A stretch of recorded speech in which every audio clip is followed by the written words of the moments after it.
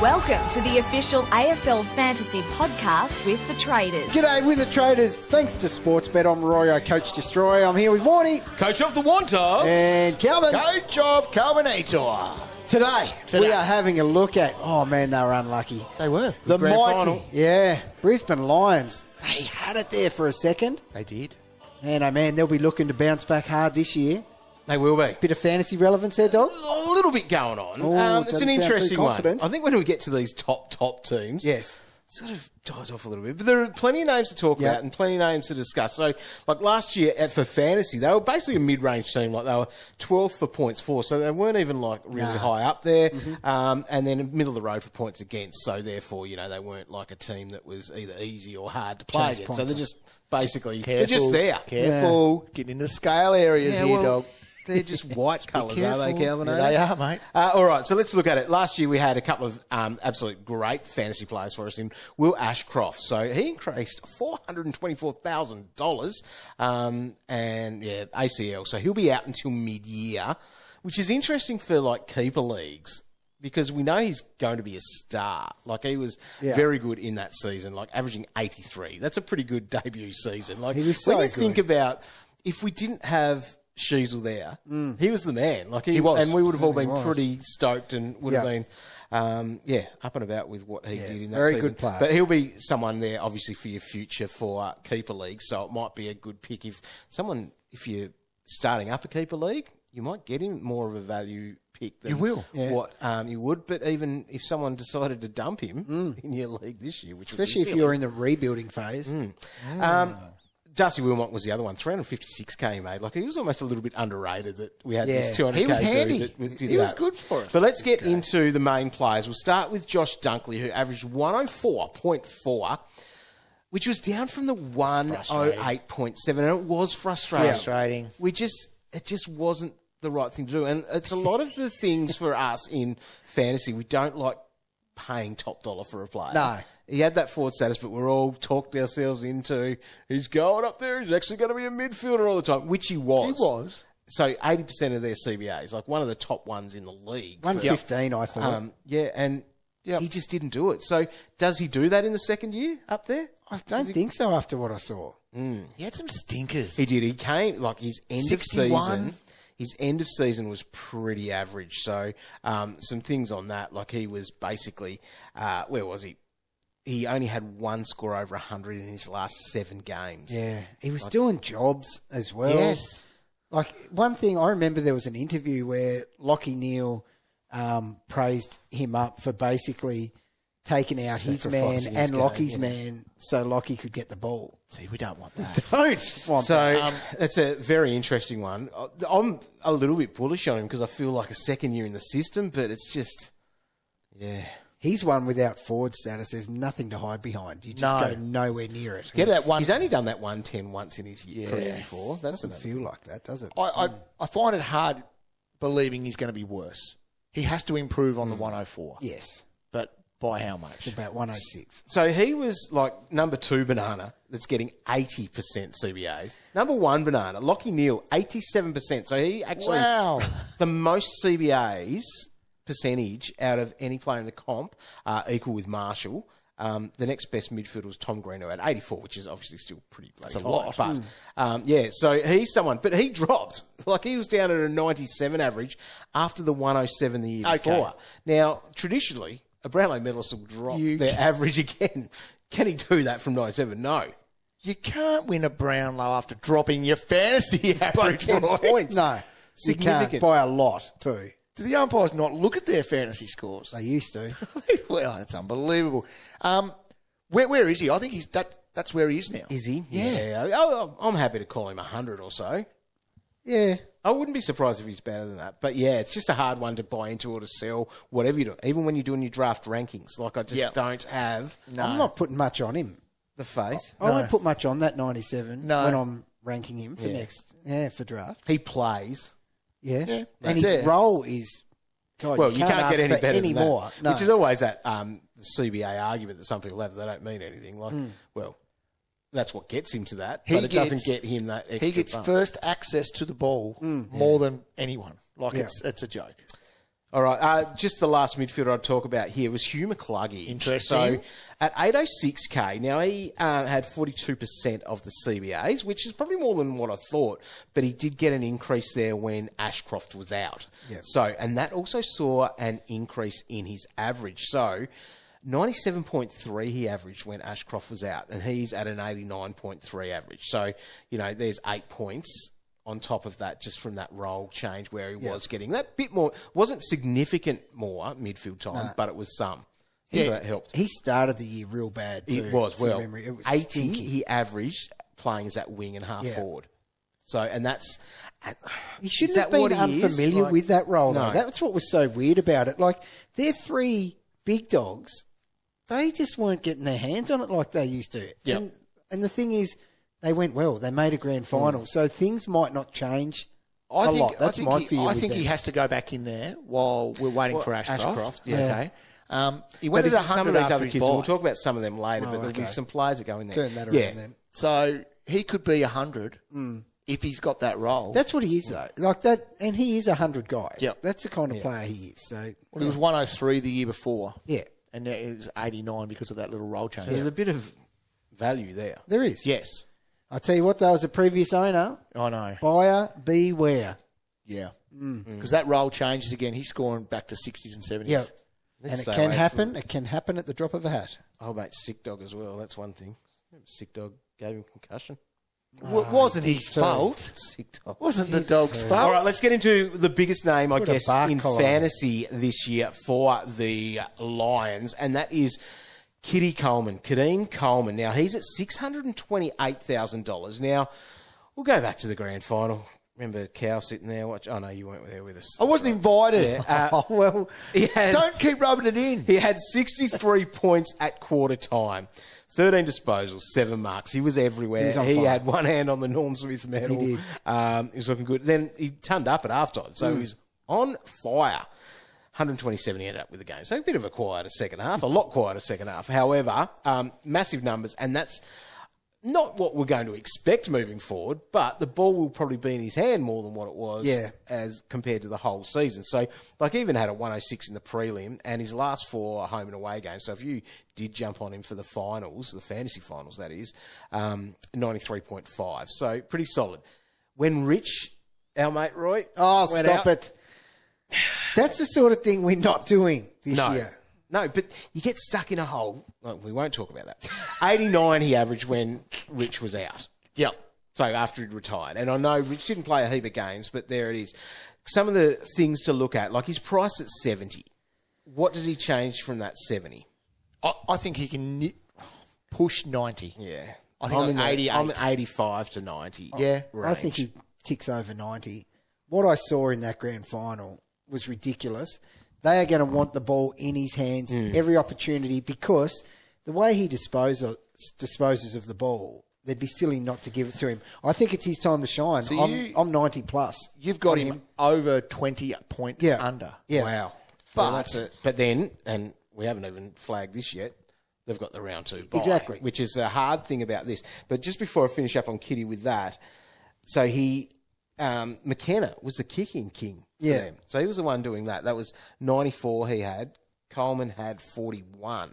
Yep. Can he improve that to get some extra bonus points? Or is he that guy that gets it from McKenna? Which is even better. When McKenna wants to use his big suit, like, he thinks he's a poor man. That old chestnut. Cannon Thinks he can kick McKenzie. long.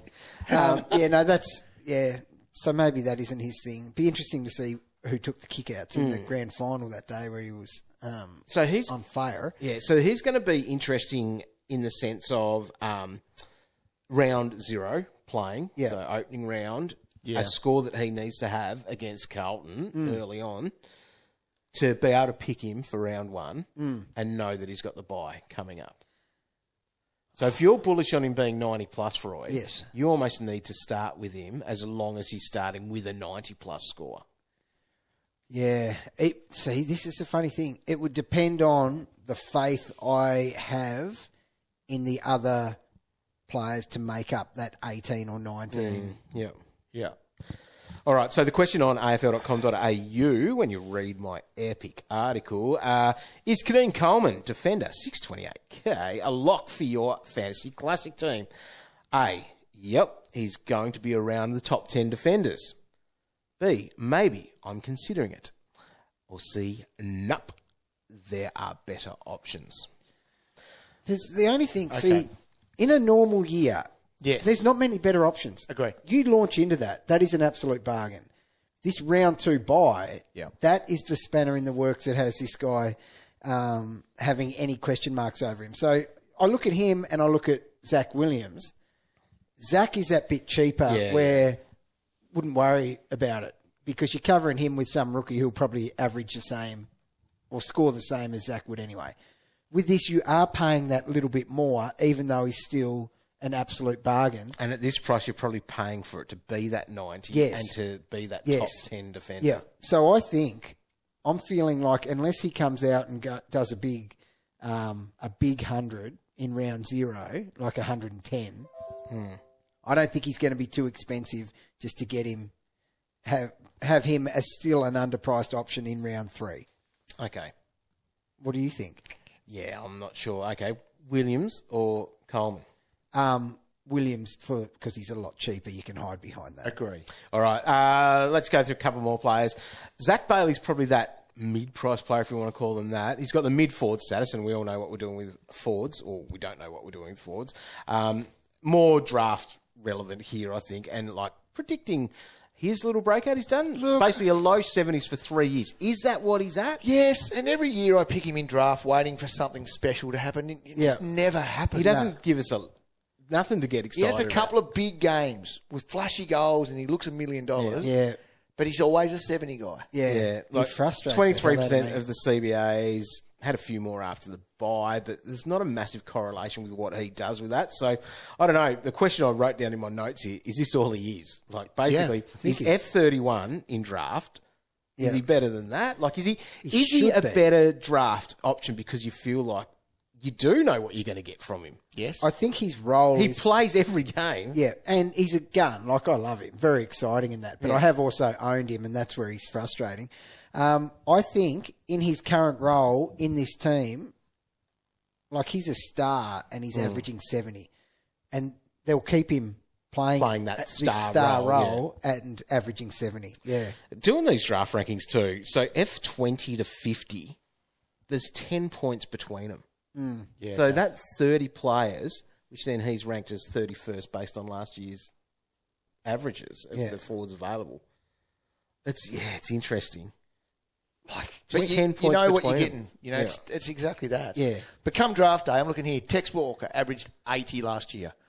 I'm going Zac Bailey over Tex. Every day of the week. You know, and it's nearly 10 points difference. Yeah. You know, it's wrong, I isn't end it? up with him every year. Yeah. All right, a couple of cheap ones, cash cows we might call them. Deven Robertson's a bit more than rookie price, but it's a 348k. Now, he's an interesting dude. It is. Because he turned back, like I think it was a 4-year deal that he was going to get going back to WA, signed for 2 years at the Lions. Now, he's in the team. That's the thing. Like, he's played in the grand final, but he needs that inside mid role to score, which we really saw last year. Last couple of years, he was like 60 plus, but this year he's priced at under 40. Oh, that's too cheap. It's way cheap. But is he going to play? Yes, he'll play. So in the grand final, he scored a 47. Yeah, exactly. And this is the issue. His top score last year was 67. But those other couple of years, his best scores for the year were in the 90s. Like, it's a significant thing. Like, he's just not a midfielder. He can can't score. be scoring that. He averaged 108 from his 11 games in the VFL at the start of the season. Look, I think he has to be watched very closely. He is so much better than that. So I'm looking at here. He had a vest, so these scores counting towards his average. He had a vest there for a score of 4. He had a vest for a score of 3, a vest for a score of 20, and another one for a score of 14. So he's massively cheap. He's massively a gift. cheap. But he's priced at 38.5. Yeah. He goes better than that. He should get to those 60s. But is that enough to be picking a dude with that? Like, are you better off to go your rookie he's under 300k? Yeah. Like, Yeah, probably. Deven's job security has to be good this year, doesn't it? Like, you go, like, 300K for Harley Reid is going to be better than paying 350 for Yes. Robertson. It's just that forwards are so hard to They pick are. as well. Could you have them like both? Well, that's what I mean. I'm just sort of thinking about guys that are equivalent. If you're looking at Nate Caddy for the Bombers, you're spending the 70K more than getting him as that key forward. So, I don't know. what's he coming into? Year 5? Oh, yeah. It is year 5. Yeah. Yep. He has to be pushing 70 this year. Has to. I can't see how. Like, he was highly touted. He was a ripping junior. He's just definitely one to watch. He's we just one to need him watch, to all get... right. Yeah. 348. We're talking inflated rookie prices here. We are. But last year was just so bad. It was. 67 is his top score. If he's turned down that 4-year where you are going to be a walk-up, Yeah. even into the midfield probably, he must. And that's there his must home be state something as well. going Like on. that Yeah, was there it. must be something There must be something going on for him. He's been told. In this next 2 years to make him stay. So you look at someone like Dersma, 291K. You would prefer to find the extra 50 odd Yeah. to get this guy. Well, surely. Dersman's, just for the experience. Yes. Dersman's not going to score a and heap. he's going to sit forward a lot. Yeah. Oh well. Good one, dog. It's a random, flag. but Dev's one to watch. He's one to watch. The other couple to flag in that rookie price range, Keidean, we might remember him, played 6 games last year. Yep. Wore 4 vests in those. That's 57 and 63 when he wasn't a sub. that's good. So that's solid. So that's 32.3 average at 257K. All right. Before he made his debut, the 6 games leading in, you know how you can cherry pick like just a group of stats, not the whole season leading in. definitely. But the 6 games leading in, average 97.3. Okay. It's good. James Madden's another one. The Irishman, 24-year-old medium defender, played 2 games, and like the round 17 one was good. He had, what did he have? Sorry, played 2 games. He had poor games.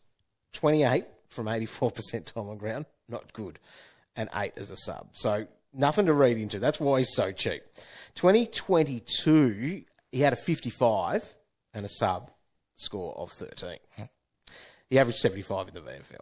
Just a flag at 233K if he gets given an opportunity. Yep. Might be a heartbeat there for us. But the one, and he's very highly owned because people have just gone here. He's a mature age guy. They picked him up on the rookie list. 22-year-old. Played 12 games in the VFL last year for a 68 average. This is Bruce Reveal. And I think, Reveal? Yeah. He is. What's his name? We're waiting to hear it. Mid-forward, 200K. Been on the Lions list like pretty much since he missed his draft. Yeah. Didn't get drafted. And so they've upgraded him. So I don't know if he gets a game, but he's 200K. And he's there on their list. Cool. Which is what you have to be to get a chance at a game because like we can't play because we're not on their list. No. But he's one step ahead of us. Bruce, someone. We'll reveal his name on the article at afl.com.au. You can check that out, vote in the poll, and make sure you are subscribing to this podcast because it's another... There's one more to go.